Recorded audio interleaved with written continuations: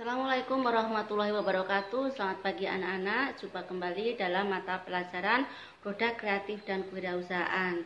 Anak-anak, kita melanjutkan pertemuan yang kemarin ya. Sekarang ini minggu yang kedua atau jam pertemuan yang kedua. Materi pada pagi ini adalah dokumen administrasi surat untuk usaha. Jadi anak-anak, yang akan kita bahas kali ini adalah tentang surat menyurat dalam usaha suatu perusahaan. Anak-anak silakan perhatikan PPT selanjutnya. Sekarang kita perhatikan PPT berikutnya. Nah, sebelum kita membahas tentang surat untuk usaha, kita harus ingat dulu apa itu surat masuk dan surat keluar. Surat masuk adalah surat yang berasal dari pihak luar perusahaan dan ditujukan kepada perusahaan kita ya. Paham ini ya? Kemudian surat keluar adalah surat yang kita buat dan ditujukan kepada pihak di luar perusahaan kita. Kemudian jika administrasi surat tidak dilaksanakan dengan baik, akibatnya apa untuk perusahaan kita? Nanti akan berakibat satu, kehilangan surat. Yang kedua, tata letak yang tidak teratur akan mengakibatkan kantor tidak rapi. Yang ketiga, kesulitan mencari surat. Keempat, informasi penting dalam surat tidak tersampaikan kepada pimpinan.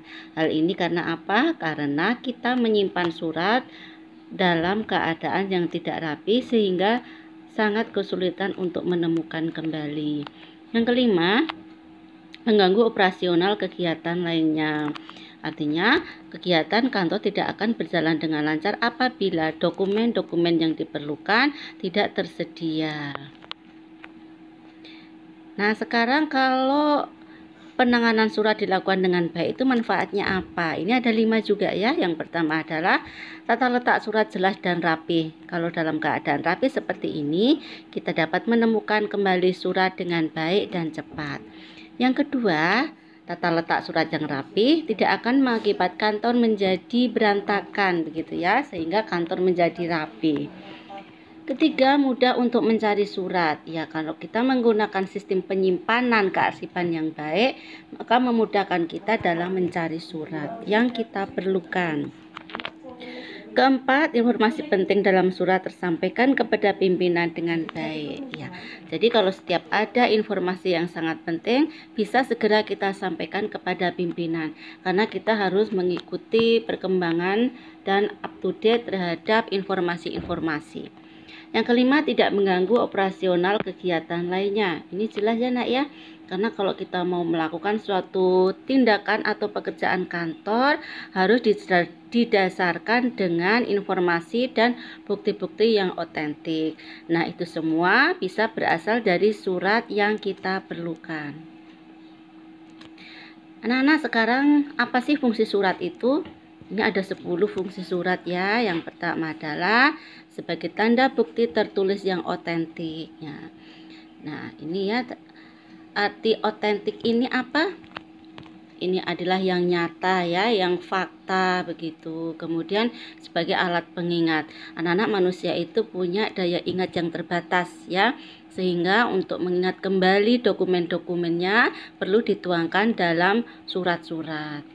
Kemudian dokumen historis, artinya bisa mengingatkan kembali data-data atau file-file pada zaman dulu atau beberapa waktu yang lalu, sehingga di saat sekarang apabila kita perlukan, kita tinggal mencari saja di dalam surat-surat tersebut. Yang keempat, sebagai pedoman kerja. Maksudnya apa ini? Maksudnya bahwa surat tersebut bisa dijadikan acuan atau pedoman dalam melaksanakan pekerjaan selanjutnya. Misalnya untuk membalas surat atau untuk mengirimkan pesanan-pesanan dari permintaan penawaran dan sebagainya. Kemudian jaminan keamanan. Nah, anak-anak lihat sertifikat ya. Nah, itu bisa sebagai jaminan keamanan bagi yang memegangnya. Itu salah satu contoh surat ya. Apakah sertifikat itu termasuk surat? Iya, karena itu adalah dokumen tertulis. Yang keenam adalah utusan atau duta organisasi. Maksudnya begini, anak-anak kalau suatu perusahaan ingin menyampaikan informasi kepada perusahaan lain, bisa melalui surat. Duta ini artinya wakil ya.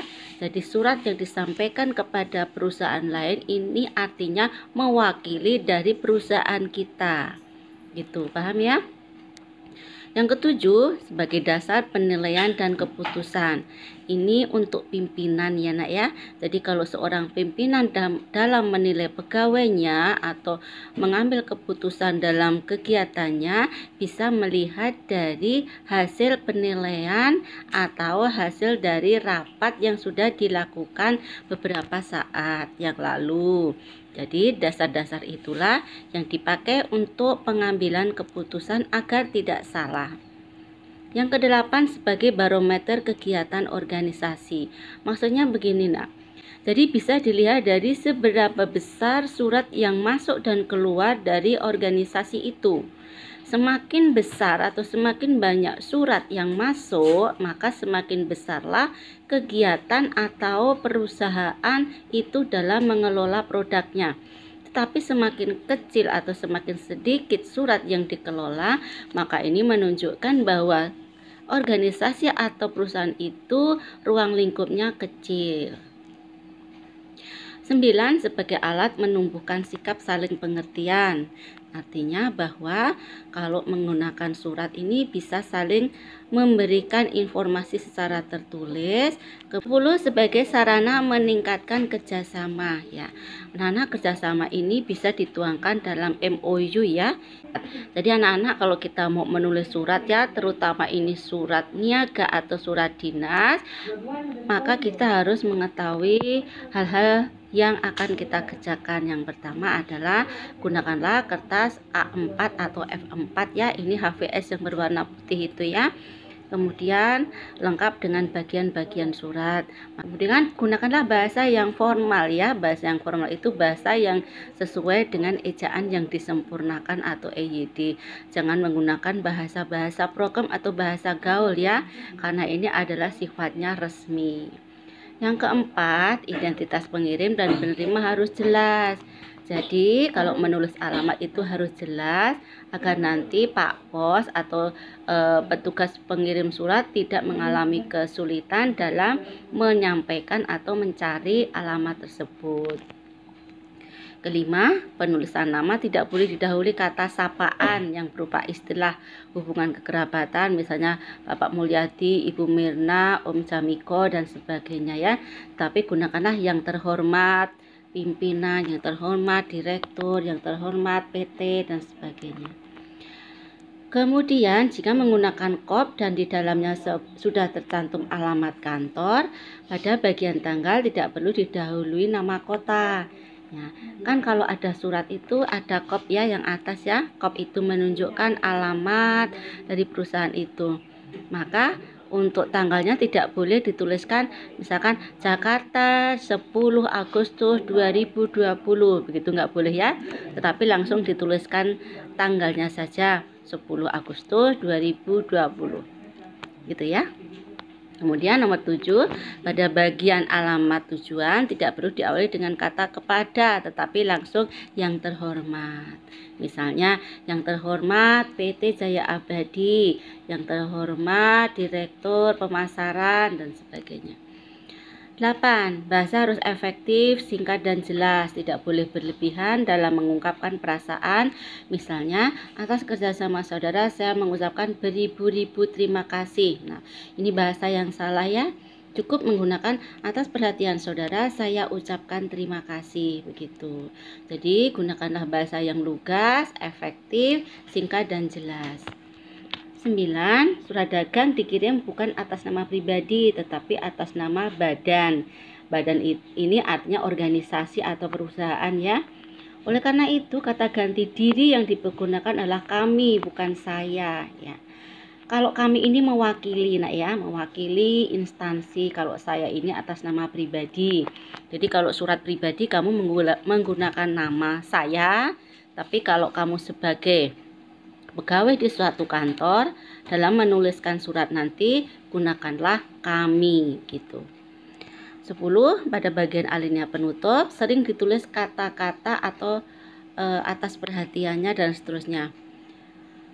Kemudian rumusan ini kurang tepat, seharusnya atas perhatian saudara kami ucapkan terima kasih gitu ya. Nah, anak-anak, ini ada 12 jenis-jenis surat untuk usaha ya. Surat perkenalan ini disebut juga dengan surat promosi ya. Ini berasal atau dibuat dari pihak perusahaan yang menawarkan produk-produknya atau sebagai pihak penjual. Ditujukan kepada siapa? Ditujukan kepada pihak pembeli. Yang kedua adalah surat penawaran ya. Ini dibuat juga oleh atau perusahaan yang menjual produk-produknya. Surat penawaran ini isinya menawarkan produk-produk yang dia produksi. Kemudian 3, surat permintaan penawaran. Ini surat yang dibuat oleh pihak pembeli ditujukan kepada pihak penjual. Kemudian surat pesanan. Surat pesanan ini surat yang dibuat oleh pihak pembeli untuk memesan barang-barang yang ditawarkan oleh pihak penjual tadi. Kemudian 5, surat konfirmasi pesanan ya. Ini dibuat oleh pihak penjual yang mengkonfirmasi tentang pesanan-pesanan apa yang dipesan oleh pihak pembeli agar nanti setelah ditindaklanjuti tidak mengalami kesalahan dalam pengiriman barang. Yang keenam, surat pemberitahuan pengiriman barang. Nah, anak-anak, ini surat dibuat oleh pihak penjual yang memberitahukan kepada pihak pengirim bahwa barang-barang yang dipesan sudah dikirimkan gitu ya. Kemudian yang nomor 7, surat penolakan pesanan. Ini dibuat dari pihak pembeli, ditujukan kepada pihak penjual. Kenapa dinamakan surat penolakan pesanan? Karena barang-barang yang diterima oleh pihak pembeli tidak sesuai dengan barang-barang yang dipesan, maka dikembalikanlah kepada pihak penjual. Kemudian 8, ini surat pengaduan ya. Ini bisa berupa 1, mungkin barangnya tidak cocok dengan barang yang dipesan. Kemudian 2, mungkin barang-barangnya kurang jumlahnya. Misalnya harusnya dikirim 50, kenapa cuma dikirim 30? Yang ketiga, mungkin barang-barangnya ada yang rusak. Jadi pihak pembeli membuat surat pengaduan kepada pihak penjual. Yang ke-9, surat jawaban pengaduan. Ini dibuat oleh pihak penjual menjawab dari surat pengaduan yang dibuat oleh pihak pembeli. Kemudian 10, surat penagihan ya. Surat penagihan ini dibuat oleh pihak penjual karena menagih pembayaran dari pihak pembeli. Barangnya kan sudah dikirim nih sama penjual, tapi kok belum dibayar atau sudah dibayar tetapi kurang atau kurang lengkap dari jumlah yang seharusnya dibayarkan. Yang ke-11 adalah surat pengiriman pembayaran. Ini dibuat oleh pihak pembeli ya. Surat ini memberitahukan bahwa sudah mengirimkan atau sudah membayar sejumlah uang kepada pihak penjual. Kemudian surat penangguhan pembayaran ya. Ini dibuat oleh pihak pembeli yang isinya bahwa minta penangguhan waktu pembayaran karena belum bisa membayar atau belum bisa melunasi dari kekurangan-kekurangan pembayaran yang seharusnya dilunasi. Demikian anak-anak PPT dari Ibu tentang materi pengelolaan dokumen administrasi surat untuk usaha. Kemudian silakan dibuka kembali pelajaran korespondensi kelas 10 ya. Di situ sudah jelas, jadi di sini Ibu hanya mengulang saja. Kemudian untuk hal-hal yang belum jelas silakan ditanyakan di grup WhatsApp pelajaran. Ibu akhiri, Assalamualaikum warahmatullahi wabarakatuh. Selamat pagi.